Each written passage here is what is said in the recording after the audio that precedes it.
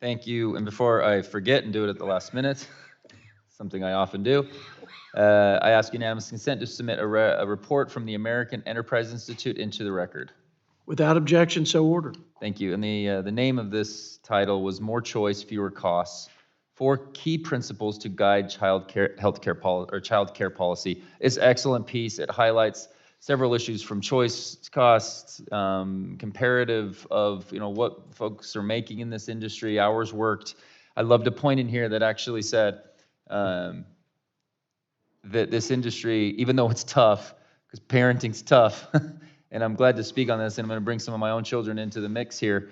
Even though it's tough to do childcare, it's something that a lot of people still want to do, and I think that's a really positive indicator for our nation that it is. It's a really excellent summary of this. And I want to also thank the gentleman from New York for bringing this to dialogue. Sincerely, we have to be willing to address this issue, because strong families is, as I mentioned earlier, part of the hope that we all need to have. Having strong families is fundamental to us being able to thrive in our economy. Republicans care deeply about making child care more affordable. Personally, I have 4 boys, 11, 8, and 2. So we're kind of in the mix of it right now. We've got a 2-year-old that's going to start some preschool next year. We've got kids in the public school system. I have a little boy who's on the autism spectrum. And we have to, didn't see that one coming, Chairman. We have to send him to a different school next year. He's not getting the support that he needs. And I keep talking to my wife about, how can we do this and everything. And he's going to be able, there's a really amazing option, all of which is handled by our public school system. And the Salt Lake City school system, our teachers, our principals have been unbelievable at making things available to him. My point is, in my little time here in the federal government, but my willingness to dig in and understand why we have so many issues and fiscal related, we create a lot of programs. And we try to do a lot because we love kids and we love making sure people have health care and we love to do all this kind of stuff.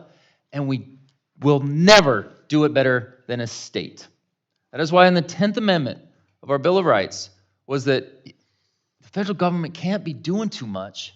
We need to empower that back to the states. And this is something that I'm very passionate about, because I see Utah go through this and do this extremely well. We've got pilot programs going on throughout the various elements of the state, adding in pre-K to a public school system.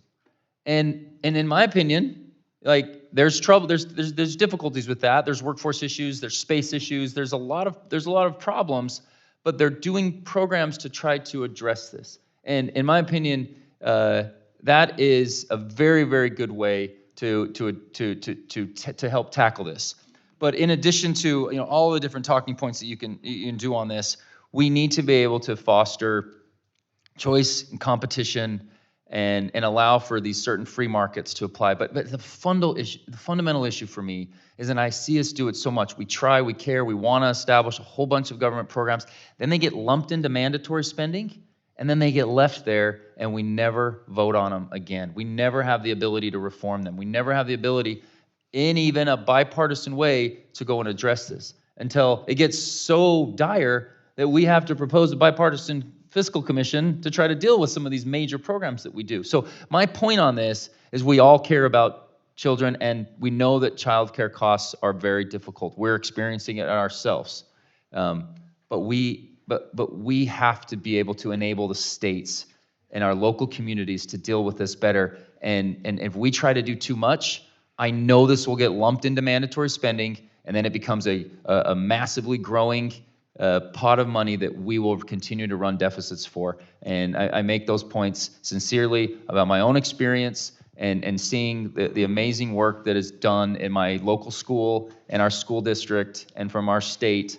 And I want to encourage us to embrace that as much as possible. And I'll yield back. I thank the gentleman in 9 seconds. We can't pay for the mandatory programs we have today because of the debt to borrow to pay for them. Every child under 18 owes $500,000. I know your intentions are good. I think there are better ways to do it at the local level and ways to incentivize businesses and to offer some of these benefits. But I think it's an issue, and I think we need to do it. We just got to do it the right way. But you get the last word, Mr. Espaillat.